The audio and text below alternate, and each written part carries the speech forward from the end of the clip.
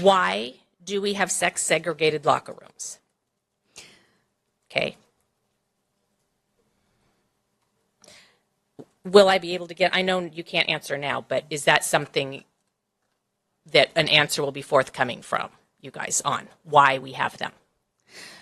So we will direct the superintendent. We will please write down your information, Okay. and we'll contact you. I have a couple other questions. And again, this is on the topic as before, but go for it and finish it. I don't know what as before is. Okay. That's the first question. Why are they labeled in a binary system? Is my second question. When will you be changing this? Is my third question. And can you please address it in your blast? And finally, my last question is, what message do you have for my son who was deceived into thinking he had privacy in his locker room and found out after an entire year that he had not? What message do you have for him?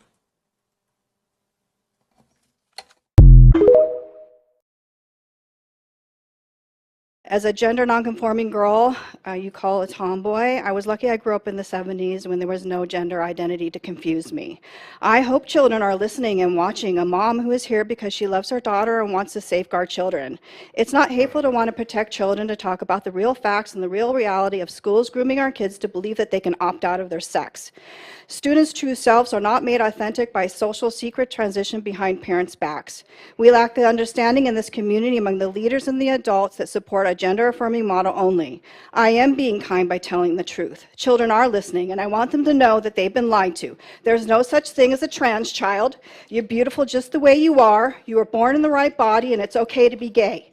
Every time someone speaks at this podium with an ideologue dogma supporting the ultimate gay conversion called transgenderism, it's not progressive, it's pseudoscience.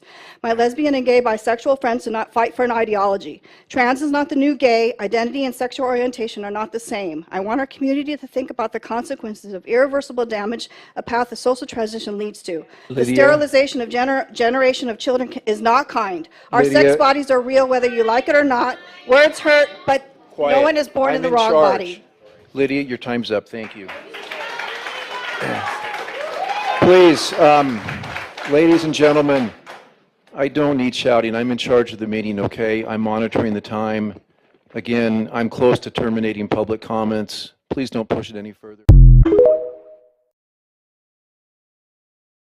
Have we lost our minds? I sat here and listened to every label imaginable. I am here to protect women, girls. My God, why do I have to apologize for that? We spent decades trying to protect women. And you know what? We won. We won. So I will not apologize now or ever for trying to protect my daughters and women in sports. And that's what this hearing was about. Protecting women. So you know what? I am a woman, and let me tell you, hear me roar, because I will not stop protecting women. We have rights too. Women have rights too. And our daughters have rights too. Let me be explicitly clear on that. And I will never stop protecting our daughters. I will never stop protecting women. That is my job as a mother, and it is the right thing to do. This hearing today has been extremely informative and heartbreaking.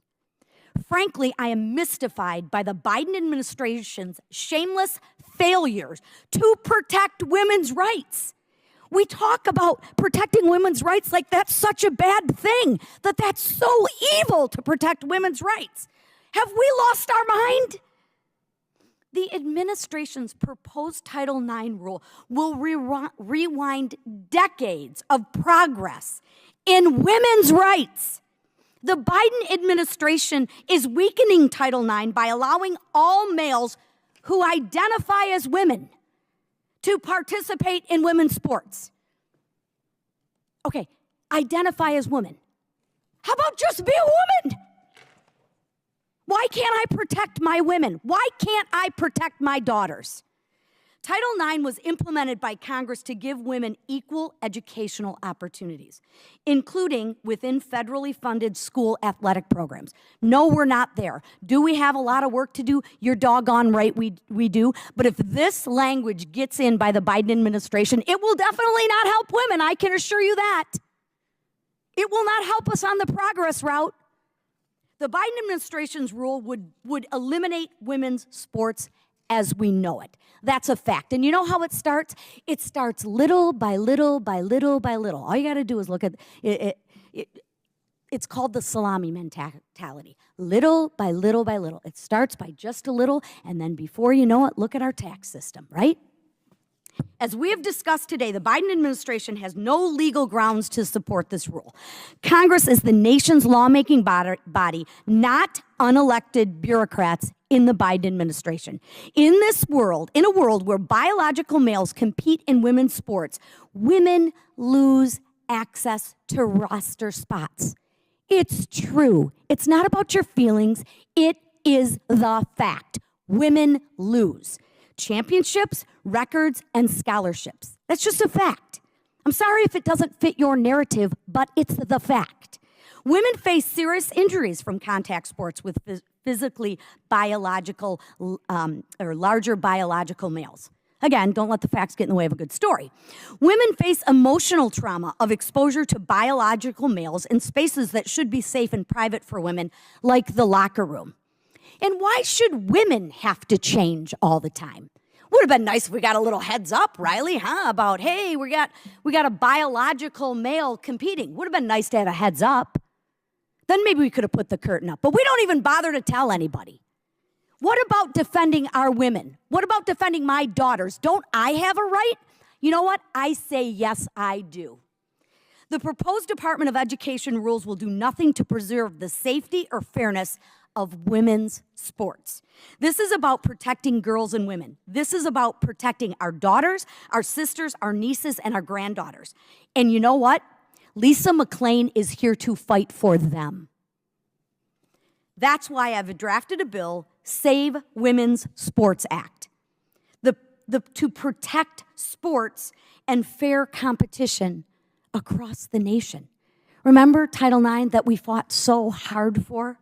My bill prohibits any school or university that receives federal funding from allowing biological males from participating in women's sports.